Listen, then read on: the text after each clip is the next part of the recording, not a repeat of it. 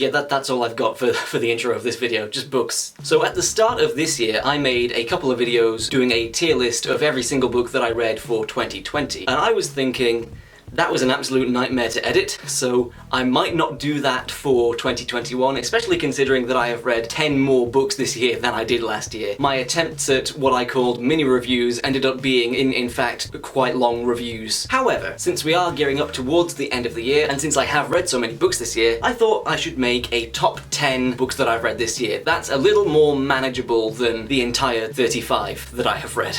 I've got my top 10 list here, and I have to say, this one was very difficult to pick out because I've been making sort of an effort this year to read more big name fantasy titles. Like last year I was kind of just reading whatever took my fancy, but this year I was going for like the big guns, Wheel of Time, Farseer Trilogy, His Dark Materials, that sort of thing. So I have a lot of big name books on this list, and turns out the reason that those are such big names within the fantasy genre is because they're good. Who knew these books were popular because they were good? So there was a lot of competition for space on the top 10 list. Without further ado, let's get into it. I thought I'd wear this tie again, since I wore this last time I did a top 10 list for my top 10 quarantine songs. I think this might just be my top 10 tie from now on. Maybe one day I'll do a video on my top 10 ties. I don't own 10 ties.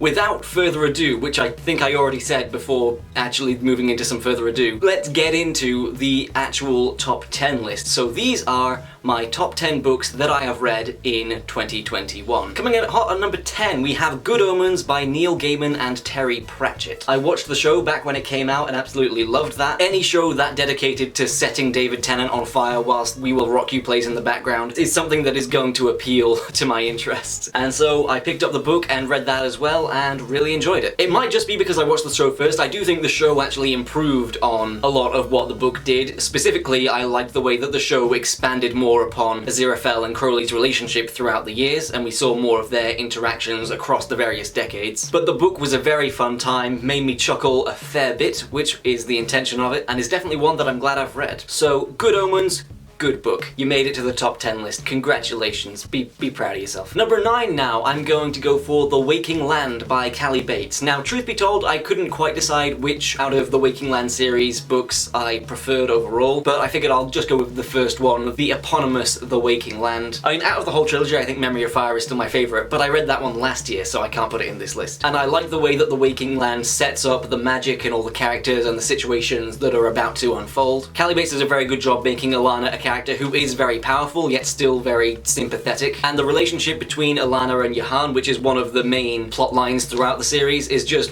wonderful to read and is a lovely time. I really enjoyed The Waking Land. I think it's very underrated, and I'm gonna put it in my top 10 list. Number 8 now, and this should be the indicator that there are some big names further down this list, because at number 8 I am putting The Wisdom of Crowds by Joe Abercrombie. If you've been following this channel for any time at all, you will know the fact that I have put a first law book so high up in the top 10 list. Like, there is a first law book on this list and it's not number 1 spot. That should tell you how much I enjoyed some of the books that I am yet to talk about, because First Law is my favourite fantasy series, if not my favourite overall series, regardless of genre. I love Joe Abercrombie's work, I love that series a lot, and Wisdom of Crowds was an absolute phenomenal read. Wisdom of Crowds was devastating in all the right ways, which is what I come to Joe Abercrombie's work for. And so that takes the number 8 spot, which leaves us with the question, what have I, a self-professed massive First Law fan, put above the First Law in terms of how much I enjoyed it from this year? Well, speaking of big names in the fantasy genre, next up in number 7 we have Assassin's Quest by Robin Hobb, the 3rd book in the Farseer trilogy. This is one of those big name titles that I said I was making an effort to read more of. I've been wanting to read some of Robin Hobb's work for absolutely ages, and finally got around to it this year, read the entire Farseer trilogy, and absolutely loved it, but especially I loved Assassin's Quest more than the other two. It had a more traditional questing fantasy kind of structure to it, which I'm always a sucker for, and I like the evolution of Fitz's character by the time we're at the 3rd book. The journey that he goes on and the people that he meets along the way everything comes together in the denouement of the series. Just a sneaky excuse to throw the word denouement in there. I know words. We also get introduced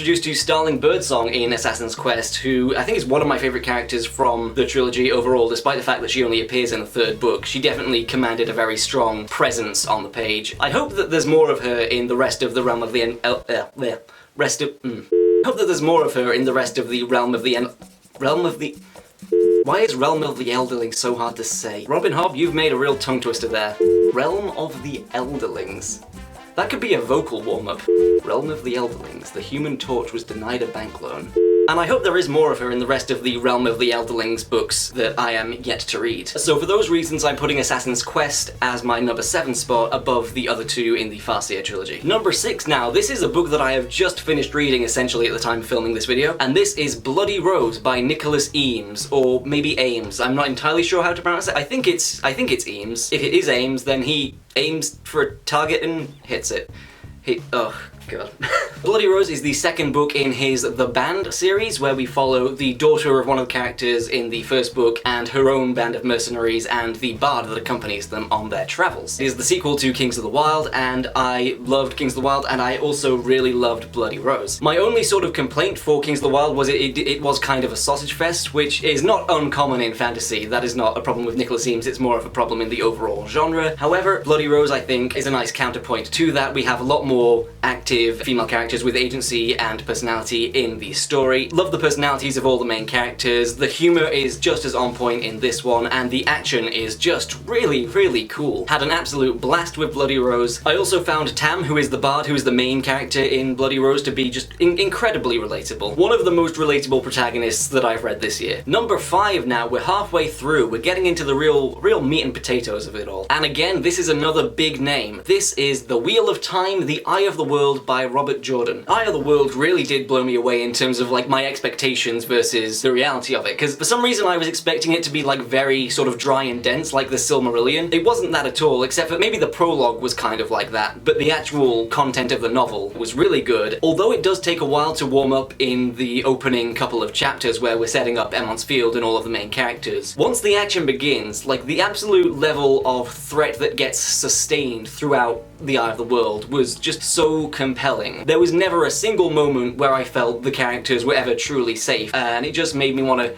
keep reading and hoping that they could get to some kind of sanctuary. Often in stories like that, there are times where it's like, oh, they'll sit down to, you know, have dinner, or they'll take a rest, they'll have a conversation in the woods, they'll have a bit of a break. Something that's coming to mind is the scene in Logan where Professor X and Logan are on the run from these guys, and then they just decide to stay the night at a random family's farmhouse. And then, oh, surprise, surprise, you get attacked while you're staying at the farmhouse. I liked how in Eye of the World, Moiraine is so insistent that they need to keep moving to get away from the Dark One's forces. So much so that they cannot rest, they cannot sleep. She has to imbue them with like a magical energy burst so that they can keep moving and get far enough away. It's hammered home over and over again how hot the bad guys are on their tail, and I just really enjoyed that. It made it so tense and so compelling. And while I do have my criticisms of The Eye of the World, I made a full review for it, which you can go and watch. I do look back on reading that very fondly and can absolutely say that was an incredible read, and that is deserving to be on the top 10 list here. Number 4 now. We are going back to Nicholas Eames, Kings of the Wild, the book that came before Bloody Rose, its predecessor. I like both of these books, but I read Kings of the Wild first, so I think that's had more time to really settle in with me. I can look back on it and say, yes, I enjoyed that. And I did. I enjoyed it enough to put it as my number 4 spot in this top 10 list. I also did a review for Kings of the Wild. You can go and look at that to get some more in-depth thoughts from me. I also did a pitching a pilot video for Kings of the Wild, which you should also check out because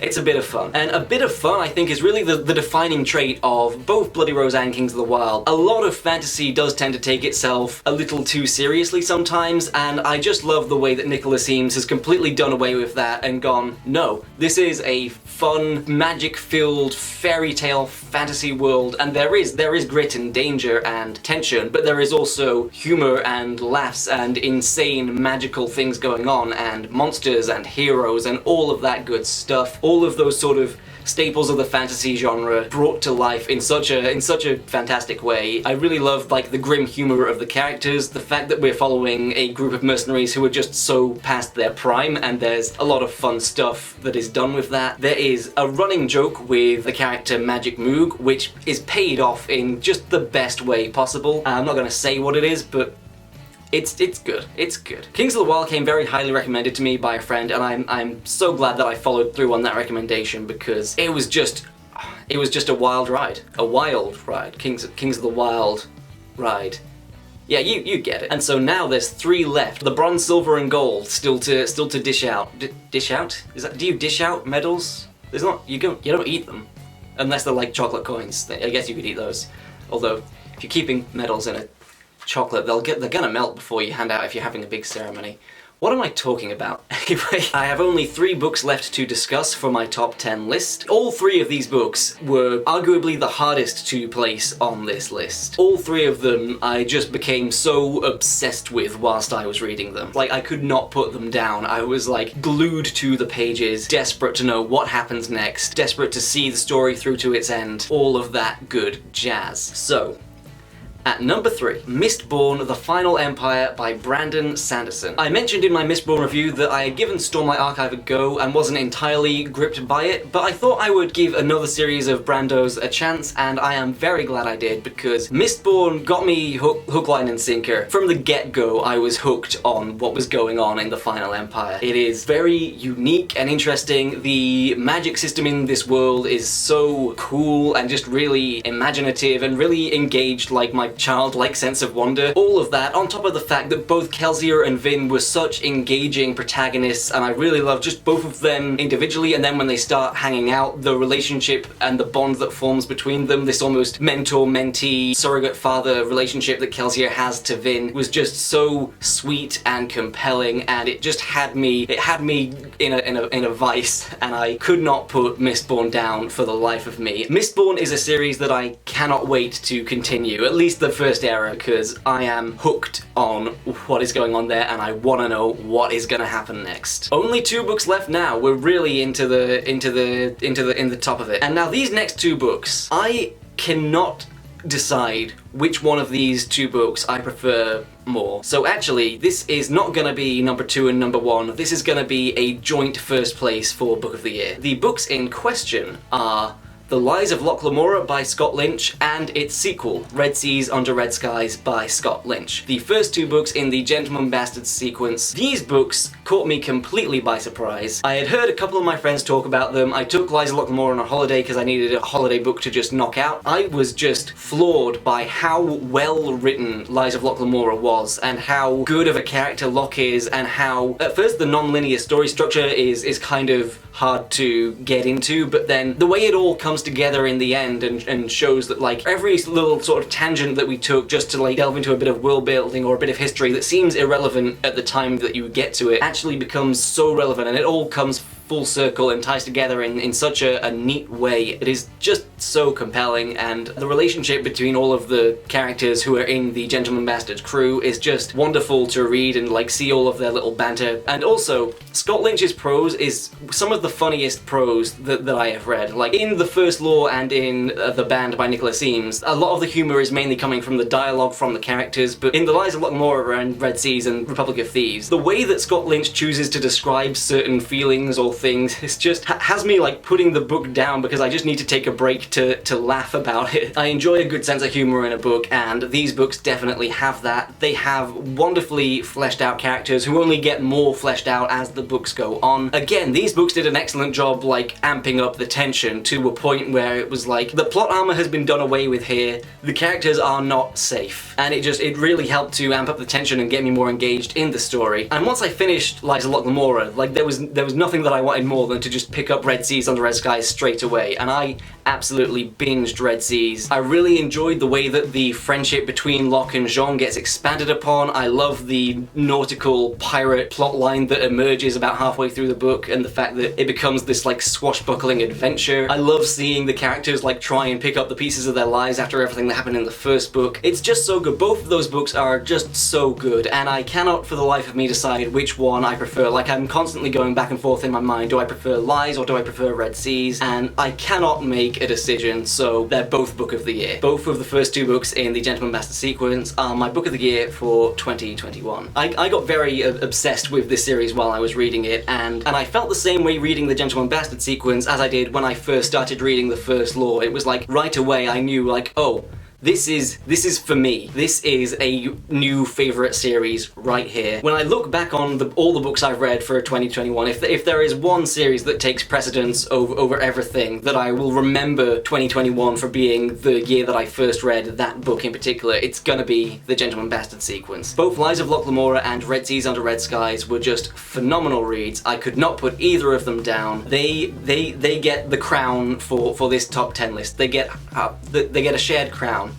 This is our getting along crown. And so that is it. Those are my top 10 books of 2021. A lot of those have also snuck their way into like my top 10s, or at least upper echelon lists for like all time. I have read some of my favorite books ever this year. It has been a very good year in terms of reading. I was on a real reading high this year. My god, I have read some absolute bangers. If you want, you could let me know what your top 10 books of the year are in the comments below. Let me know if you've read any of the books that I mentioned in this video and what your thoughts are on them. If you like this video, please leave it a like. If you want to see more from me, please do subscribe to the channel if you have not already. Thank you all so much for watching this video, and as always, I will see you in my next one.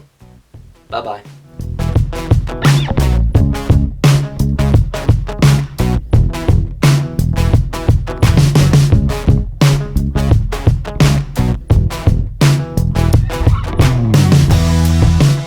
Rest of the realm of the